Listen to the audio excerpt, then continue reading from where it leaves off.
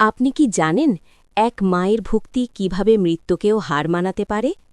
আজকের এই গল্পটি শুনলে আপনার চোখে জল এসে যাবে আর বিশ্বাস আরও দৃঢ় হবে। সনাতন ধর্মে মা এবং ভক্তির শক্তিকে সর্বোচ্চ বলা হয়েছে।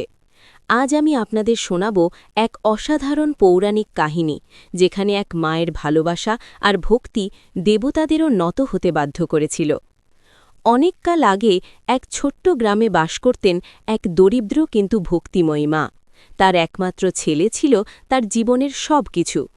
প্রতিদিন সেই মা ভোরে উঠে ভগবানের নাম জপ করতেন আর নিজের ছেলের দীর্ঘায়ুর জন্য প্রার্থনা করতেন।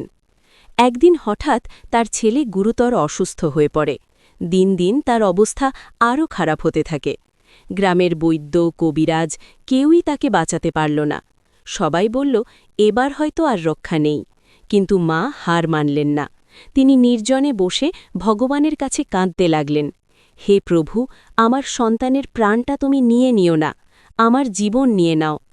তার এই অটুট ভক্তি আর আত্মত্যাগ দেখে দেবলোক কেঁপে উঠল। ভগবান নিজেই তার সামনে উপস্থিত হলেন। ভগবান বললেন, হে মা, তোমার ভক্তি আমাকে স্পর্শ করেছে, তুমি যা চাও তাই হবে। মা কাঁদতে কাঁদতে বললেন, আমার সন্তানের জীবন দাও প্রভু, আমার জীবন নিয়ে নাও। ভগবান মৃদু হাসলেন। তিনি বললেন, মায়ের ভালোবাসার চেয়ে বড় শক্তি পৃথিবীতে আর কিচ্ছু নেই।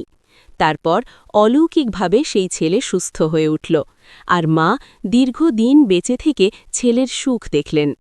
এই গল্প আমাদের শেখায়, সত্যিকারের ভক্তি আর মায়ের ভালোবাসা কখনো বিফলে যায় না। ভগবান সব সময় সেই হৃদয়ের কথা শোনেন যেখানে থাকে নিঃস্বার্থ ভালোবাসা আর বিশ্বাস। আপনি যদি মায়ের ভালোবাসায় বিশ্বাস করেন, তাহলে এই ভিডিওটি লাইক করুন আর কমেন্টে লিখুন, জয় মা। নমস্কার।